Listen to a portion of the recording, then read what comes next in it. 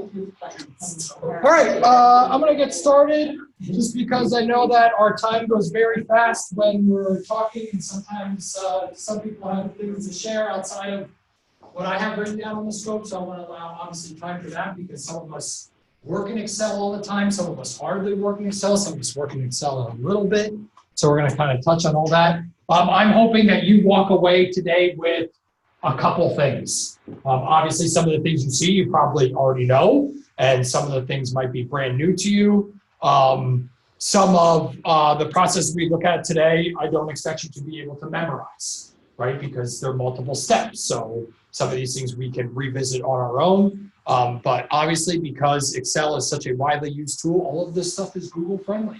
So anything that you're looking for, other people have documented and have allowed for learning opportunities to take place in videos and step-by-step tutorials and things like that. So we'll take a look at some of those too. But since we're working in Excel today, we need some data to actually have in Excel. So if you have Canvas access and you have a class, we're going to pull that data from here.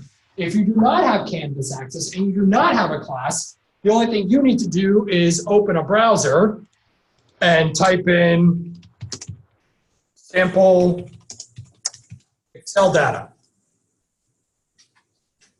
And then this one right here, this example Excel spreadsheet from Microsoft, the third one that comes up, is a great sheet that you can use. If you are not Googling, we're going to pull from an actual course in Canvas, and this would be the way to pull student numbers, IDs, student names that for most of us we have to give to Dawn in the beginning of the semester anyway. So you would pull this data this way, but obviously it exports to a Excel spreadsheet. So we're just going to go to grades in whatever course you're working in. And then we're going to go to export, and we're going to export a CSV file. And CSV is your comma something version, something like that. But it's just another file type. The most important thing about a CSV file is it doesn't hold formatting. So since we're going to work with this and we're going to kind of move stuff around here, right away you're going to want to go up to File, Save As. For this case, because you're just sitting on a random computer, just choose the desktop. And we want to change this back to a regular Excel workbook. So that anything you do in here, if you're bolding columns, making columns bigger, deleting things out, all of that saves. If you save it as a regular CSV file, the way that it downloaded, it will allow you to make all those edits. It will tell you to save it, and you will save it, but then when you open it, nothing's saved. So you want to make sure that you use just a regular Excel file name there. Okay, does everyone have an Excel sheet? Fabulous. Okay. Yes. You can save it as anything you want. I just say mine is sample one. That's fine. Okay, so those of us who downloaded from the web, some of the things we look at already are built into the sheet that you're looking at, some of the filters that we're going to apply. So know that you're kind of one step ahead.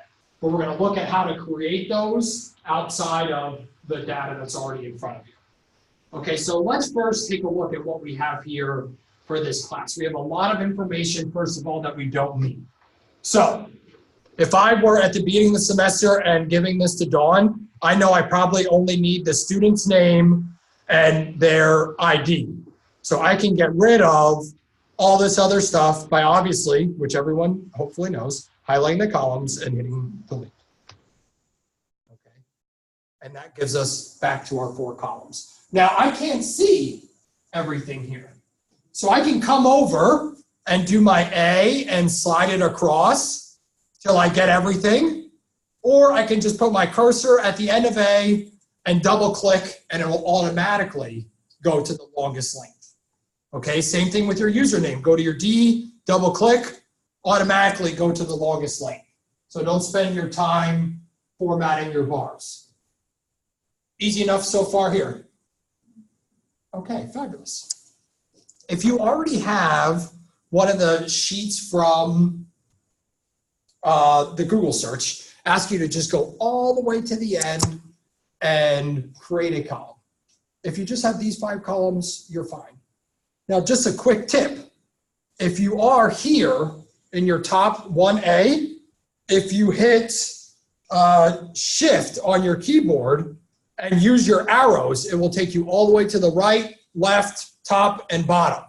So if you're working on a really big sheet with 900 rows and you want to go all the way to the bottom of that sheet, rather than scrolling all the way to 900, I can just hit Control and down, and it takes me to my very last row.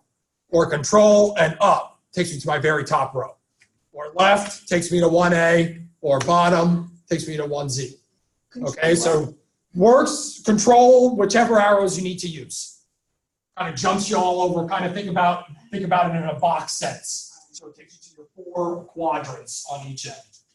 Here, not so bad, but if you're working on a sheet with a whole lot more rows, it kind of gets you to the bottom if you need to add something or adjust something, kind of a quick jump there. So Excel, we give it a lot of credit because it is very smart about what we're looking at. So for this case, I'm just going to add a column here called county. Okay.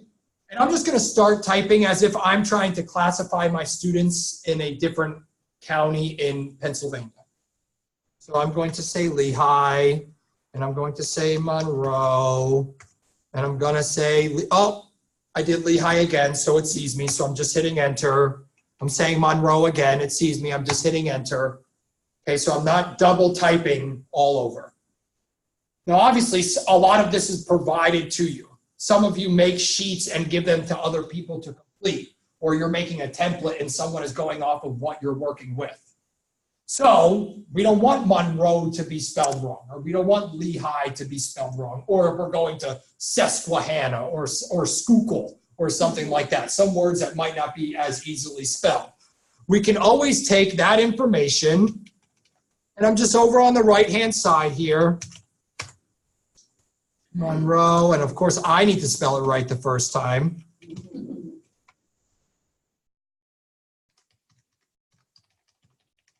Northampton. Let's go Chester. Okay. So here I have my 4 cells of, let's say, obviously in this case only 4 counties, but we would have much more. If we wanted to take that data and provide it for, let's say, other users to select from, kind of like a multiple choice question. We're going to highlight our column, come to data, and inside of that data, we're going to do our data validation. Everyone with me? Okay. Underneath allow, we're going to change this to list. Okay, because we're providing a list to users. So my list right now is these cells. This is what I want to be in my list. So I'm going to click my little symbol here. I could type out K4, K5, K6, K7, or I'm just going to hit my little cell button here and highlight those. Okay, and you see it takes your absolute value of K4, your absolute value of K7, and OK. Now, everywhere I go here, I have my Lehigh, Monroe, Northampton, and Chester to choose from. Okay, so when I click on this box, rather than typing that out, I know each student is going to be from one of these 4 columns. And I can easily give them a quick fill for that instance. Now, obviously here we're working with counties.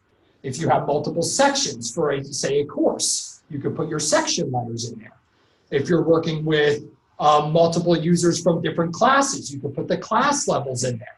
If you're working with AC groups and regular undergrad students, you can put those choices in there. So literally anything where you would have multiple choices to classify from. So this isn't necessarily validated to just these choices. We could always come here and change this if one of ours isn't in there. Okay, so it's telling us that that's not going to work because it's not one of our 4 in the list. So because you set it up as data validation, those are the only ones that can be put in there. Kind of stops the user from going outside of the box. The way that I thought this would be really great is because we have so many degrees and certificates, and because there's some periods in some, there's some spacing in others, and a lot of times that stuff isn't concurrent across multiple users. It depends on how we put. So especially for people who are doing a lot of intake, or those of you that are doing a lot of managing of users, this would be a great place where we could kind of have a drop down of all those degree paths, so that when someone else gets the sheet, everyone's kind of on the same page of the nomenclature and the way that stuff should work. But that would be a good instance for that. Does that make sense? All right, good. All right. So here, when we did this export here of our student names, we got last name, comma, first name. Me as the person working with this sheet, I need first name and last name in separate cells. So I could spend the time and delete my first and delete my last. Or I just make sure that I have a blank column next to where my data is. I highlight that data and come to text to columns. It sees my first name, last name. You can see that this is the first example here, Francesca, Brittany, Thomas, Marie. I'm keeping it on delimited. And my data at this moment is separated by commas. So my system needs to look for a comma. If it's only separated by a semicolon, you would select semicolon. If there's just a space, you would just select space. Okay, I can now take my next and finish, and I have first and last name in my columns next to each other. Okay, rather than having it in one set. You went data and then where I went, let me go back. So here, I go data and text to columns, which kind of makes sense. You're taking a whole bunch of text that's right here, and you're separating it out to individual columns. So we know that we use different systems. So sometimes the report will come out with first name and last name in separate columns. Great. Other times here, like for instance for Canvas, we get it all in the same one. So maybe you want to be able to separate that out. That way you can sort by last name, you can sort by first name, all of that good stuff. Good. insert the D column, the blank D column? Yeah, how did I get to B? So here, let me go back. And here I'm just on my regular B. I'm right clicking and insert. Okay. And it just puts one next to it. It would be the same thing if you wanted to add a row. You would be on 3, right click, and insert. Okay. And it would go above. Okay.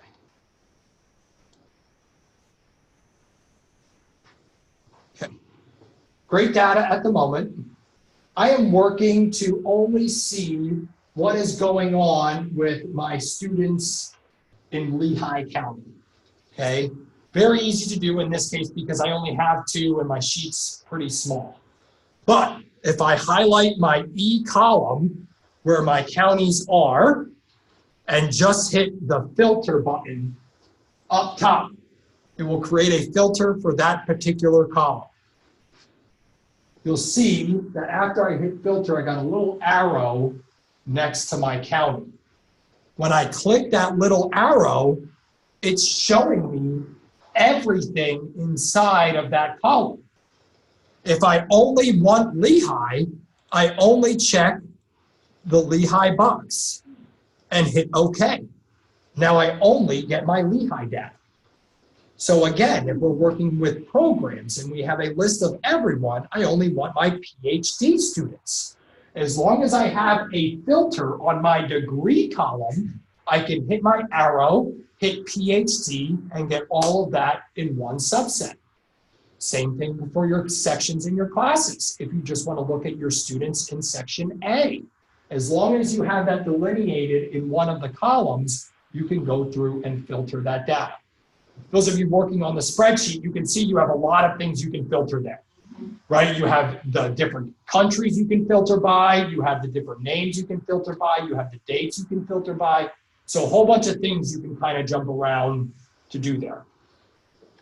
Obviously, in columns where you have very unique information, there's nothing to filter here, right? I don't have any duplicates. I'm not going to have same username, same ID number, same first name, same last name.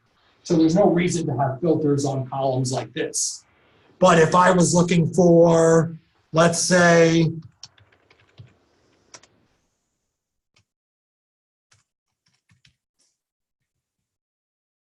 I'm looking for the best time they did a single assessment. And let's say this student did best on the first one, this did best on the third, fourth, first, second, third, fourth, third, second, first, whatever that might be. Again, I'm just going to the top of it. I have duplicate data here. The system's going to see that. I'm just hitting filter. And again, I have my little drop down arrow. It's showing me all, and I only want to see who did the best on the first test. And I'm only down to my ones. Okay, so again, a very large set of data allows you to concentrate on that particular subgroup that you might be trying to look at. Does that make sense? All right, good. All right, let me go back. All right, all that's good. Let's see where we can go next. Okay, let's look at what happens when I take a particular group. So here I'm just looking at my counties. If you are working on one of the sheets from Google, you could highlight just part of your country list so that you have maybe 8 to 10 selections. Okay, and up until Excel 2013, they added this quick analysis button here. After you have highlighted something, anywhere in the table, a subset of a group, they give you a quick analysis of what's happening there. Whole bunch of stuff that can happen just in this one place. Okay, so we can work on our formatting. We could get some charts. We could get a total count of what we're looking at. We could take what we want and change it into, you could pivot your table, rows become columns become rows, vice versa. And then your spark lines, which in this case we would need numerical data. We have qualitative data here. I'm working on getting my qualitative and quantitative now. We have our qualitative data here. If we were working with quantitative, we'd be able to get more of those numerical graphs there. Okay, so if we were looking at charts,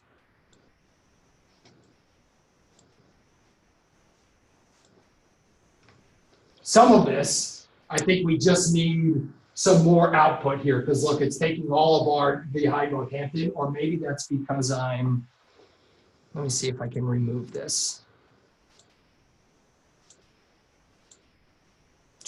Clear. Take that filter off.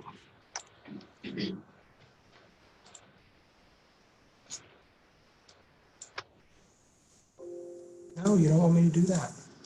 I wanted to get it out in a bar graph so you had a visual of counties, is what I was searching for there. Now, I am by no means an expert in Excel. So I am literally taking what I have learned from my experience and obviously applying some of that here. Again, Google is your friend.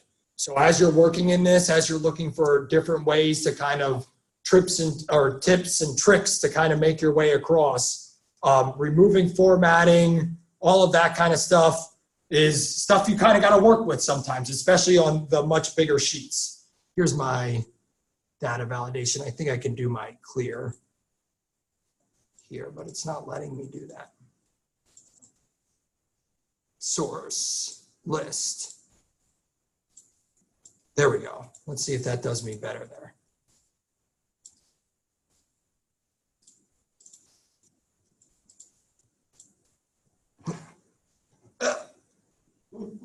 No.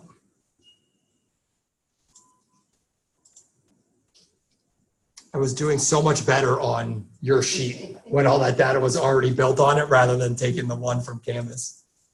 But when you have much more there, you can kind of build that out a little bit further. Let's see, we did drop down lists, we did quick analysis. We can always do flash fill. We're looking at dates. Let's say that we're signing people up for something. This person's coming on 1/1/2020. This person's coming on 1/2/2020. I'm just going sequential. The system will see this. You can always just take down and slide, and it will go sequential for you all the way through rather than typing all that out. That's a one I'm sure we already know. We did the text to column. Oh, freeze panes, that's a good one too. If we're working on something that's much larger, to keep that top row.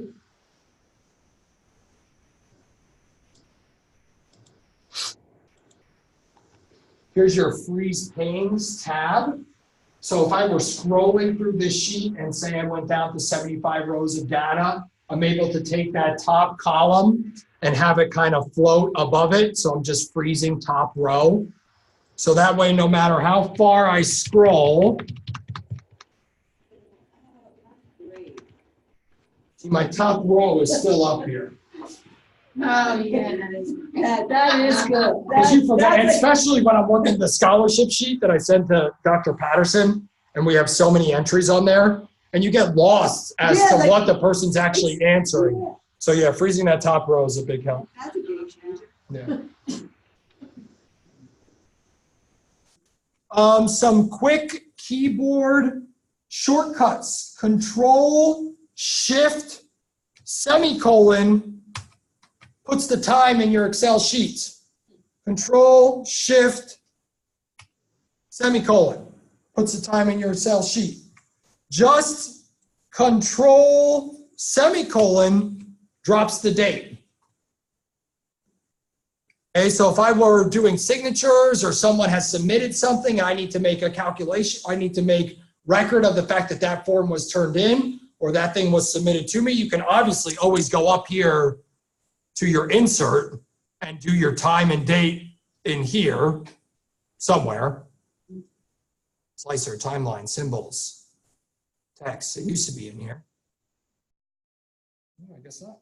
Just because it's so easy now to just do your Control, Shift, semicolon, or just Control, semicolon for time and date.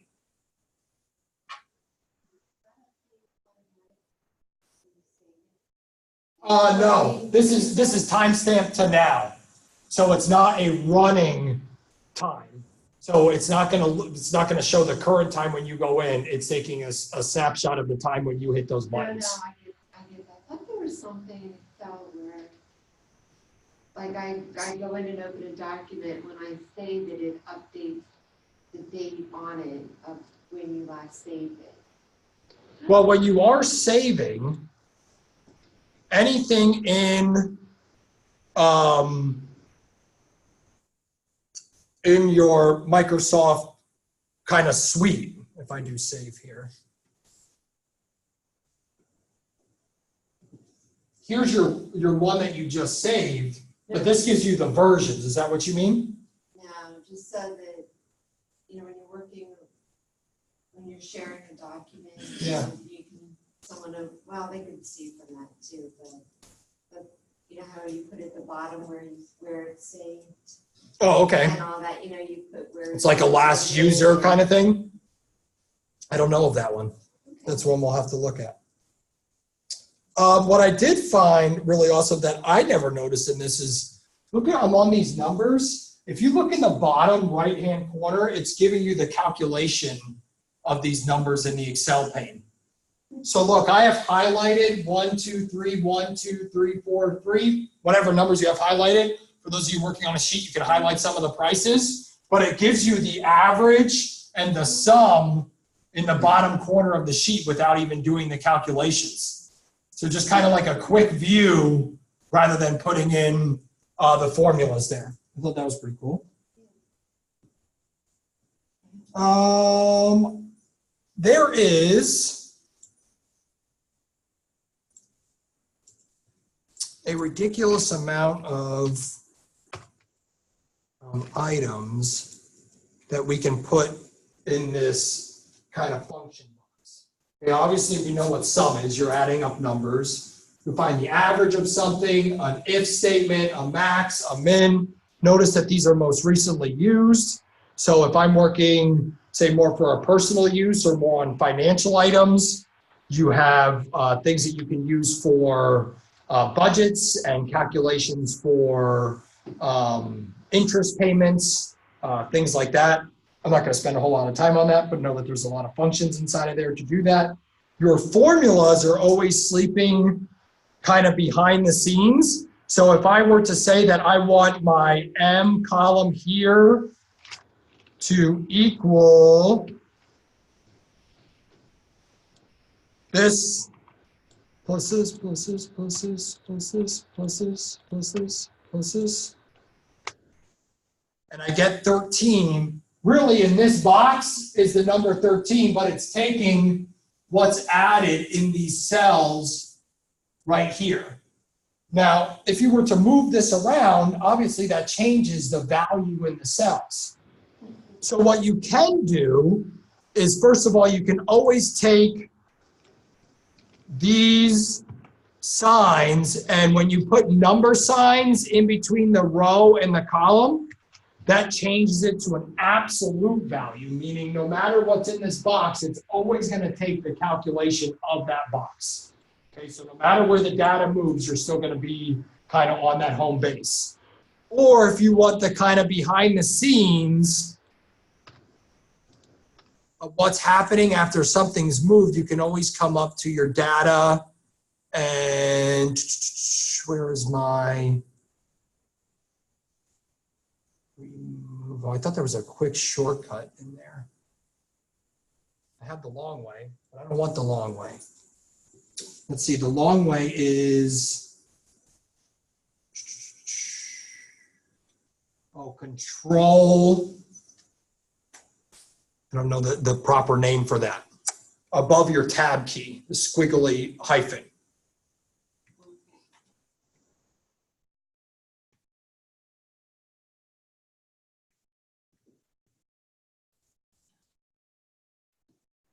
We'll show your formula there. It says that we should be able to, there was a show formulas up in this top bar, I thought, but I might be in the wrong place. Again, I'm reiterating, I am by no means an expert.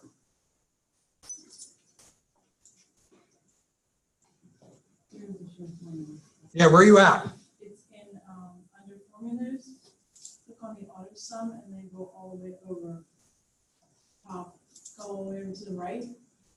You see more than go that way, my right. Remove arrows? Go up 2 spades and go over 1. Show formulas. There we go.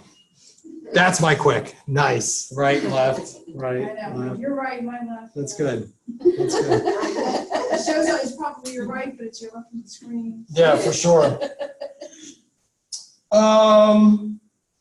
Let's see, I want to take, I don't want to go too deep into stuff because I feel like you're not going to remember all the steps. So that's why I'm trying to show some of this stuff that's just one click. I wouldn't say we have a whole bunch of need for other stuff in here, but obviously you know that you can always take other items, other pictures, and put them inside of your tables. Probably not a whole bunch of need for that. I think the charts feature would work great if we could get our best test to like actually give us a bar graph like that, but it didn't want to do that in our quick analysis. So for dates or occurrences of doing something, just a visual representation of the data that you have in the row. And then of course you can always make edits on this. This is just technical format, whatever you put it. Doesn't always need to be there, but if someone's coming in your office and asking for a quick answer, rather than kind of just trying to digest everything that's in that column, you could always get a visual representation of something really quick. And then obviously you don't need that on your your sheet. So you just hit delete. But that, I think that would be a quick kind of go-to. Let's see. Screenshot, absolute cells. I did text and columns. Formatting, freeze panes, removed arrows. Oh, know that if you are working, I'm going to open a couple Excel sheets here. Across multiple sheets, right? I have the one where I already did my sample, and then I have my couple books. Your, where am I? Oh man, now I put too much on this paper. That was my problem. Look at trends, move columns, formatting. Sorry, guys. Yeah. No, that's not it. Status bar, move columns, look at trends. I'll make changes across multiple sheets. 3 panes, text and column, show formulas. Oh, Control Tab. I'm in this sheet. Control Tab does not do what I want it to do.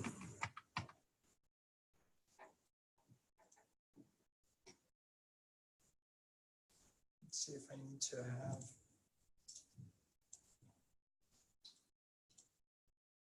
So do we have anyone who has something that maybe they would like to share outside of the scope of what we've already talked about that might be useful in this system? Just, I use that sort of sorter, where you would just want to sort and flow. Yeah, for sure. So you're saying for your, say it again, Kathy? I just use that sort and sort to put like numbers or put the, like the top grade to the bottom grade or. Oh, okay, to kind of, you mean to sort it out as a whole? Yeah. Oh, okay. So if we just take our regular column and know that some of the tools that are built in here not only give you, we can do the visual of the That's true. Bars, but some of the colors are really good too. If you're looking for numbers in a range or not even the numbers, you can always do symbols that are in here. For numbers that are high, low, or kind of in a neutral range, it's just looking at the whole data set. So maybe if you're looking at the number of credits someone completed or a grade on a specific exam, kind of gives you a visual representation of what you're looking at. And again, that's just me highlighting the column and going to your quick access tools or your quick analysis tools down at the bottom. So there's our icon set. We can always do our top 10%, so it ordered us for us. We can come to our data, and here's our sort. And yeah, we usually expand because we don't just want to sort this column, we want our other data to come with it. Okay, so we always want to do our expand most likely there. Anything else besides the sort, admins, that you feel like is really useful for you? No, Sue? I can't think of anything off the top of my head that I use that you didn't already show us. Okay. And my computer has an older version of Excel. So are you at least in? I mean, in my office. Oh, in your office. Okay, so we need to update that for you. Yeah, because I think the cutoff is 2013 for most of kind of the quick analysis, quick table kind of stuff.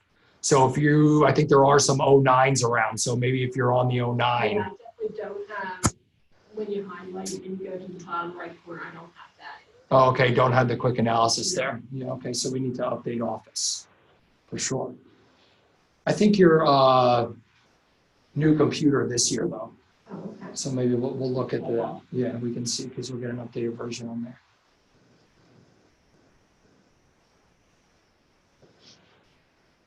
Let's see if I can, I might just get you out early today because I don't really I don't have a whole lot that I necessarily want to sit here and show you and kind of use your time for.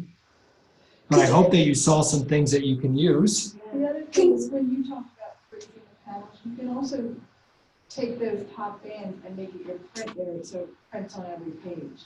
Oh, yeah, how to print off of these things where it doesn't look like there's Yeah. 900 and you're not seeing. Yeah. So Having a arts sometimes and when you have crafts. those tabs across the top, Yeah. you print it in 1.7 page, but you should hit the print area. So you go to like page, I think it's page layout, and you go to, Your print area here. yeah, you can select that area that would repeat at the top of the page. Okay, so then you each have- page, So if you want those titles, like whether it's student name or country statement, you want them to carry from page to page from our data. Right, Yeah. So you right. have to go into the page setup print area, so it repeats on every page. yeah, that's good. I like that, Yeah, that's. especially when it's multiple pages. Right, Right. because then it's Yeah. like, does this belong with this column or does that belong with that column? Yeah.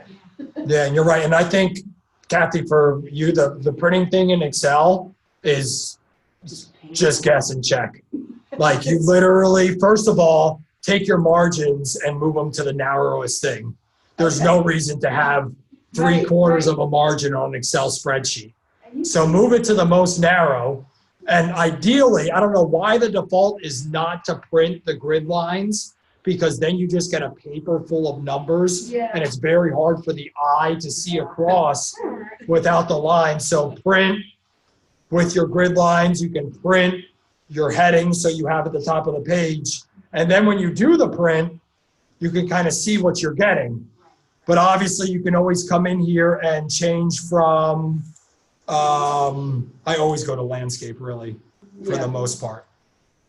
Yes. And you can see that some of these columns can be made a little bit smaller. So in the places where you need more space, if it's saying it's going to be 2 pages, right, we can sync a little bit. Because when we did double tap, remember we came up here and double tapped and it automatically went? It does leave a little bit extra. So you can always squeeze it in a little bit. And I always use the print, I go to the scaling. When you go to print. Scale? But like near the print options. Yeah. Yeah, it's like you change the normal margin, you say make them smaller, and I go into scaling. Uh-huh. If you go down to the bottom, see what, and you can play with what, like if you want to select, you want to print on Right. one page. So I play with sometimes the scaling to see what it would look like.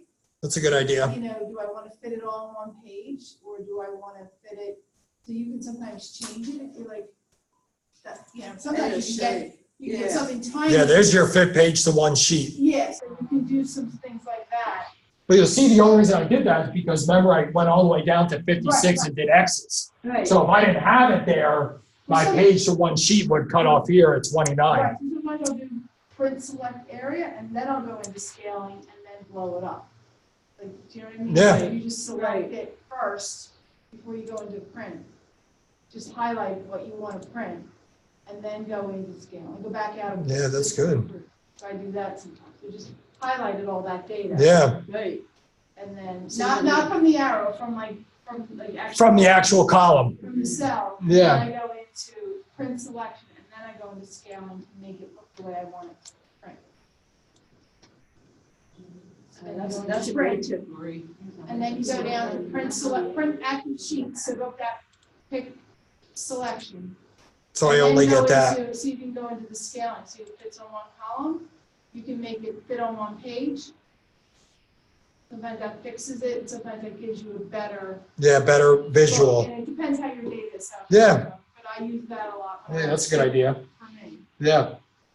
Especially when you need a hard copy. OneDrive, but you can download that Yeah. document and manipulate the printing, that helps you there. Yeah, and I have that on my paper that our OneDrive is, it's great if you're like going in to change a number, but if you're going into work on the workbook, You're gonna work on it and open just, it like, in Word. pull it So down, pull it's it out. it's nice because when you do come into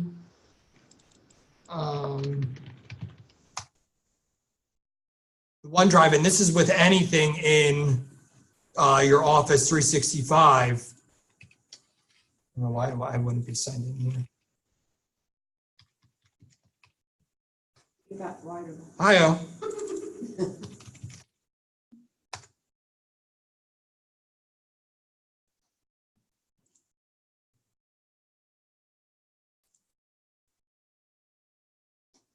I'm just gonna go to.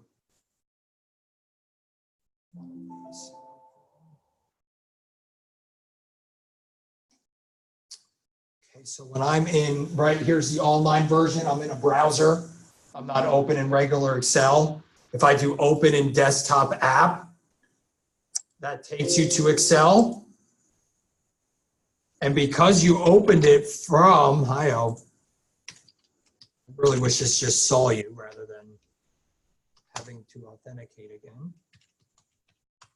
But it is something that's shared with you, so they want to make sure that it is you.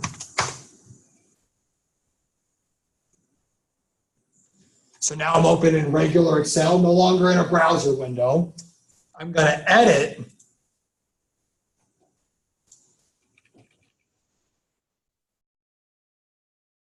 Your save back here is going to go back to the OneDrive version. Okay, so you're no longer uploading a new version.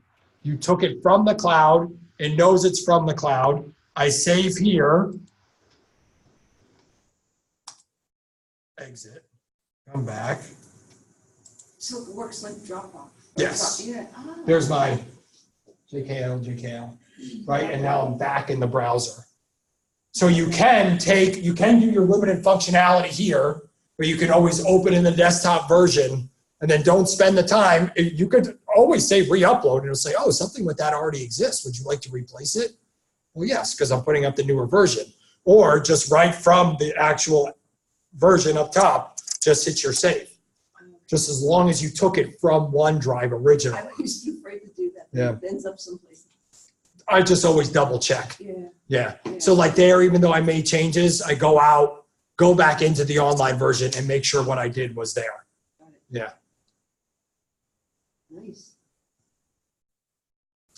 All right, let's see if I have anything else here. If not, I think we're good. Go ahead, Kathy. I just found a unbelievable site Okay. about Excel, and it's got already situated Excel sheets Yeah. for like us that are doing statistics. Kind of a setup. Like, yeah. It's www.realstatistics.com. Yeah.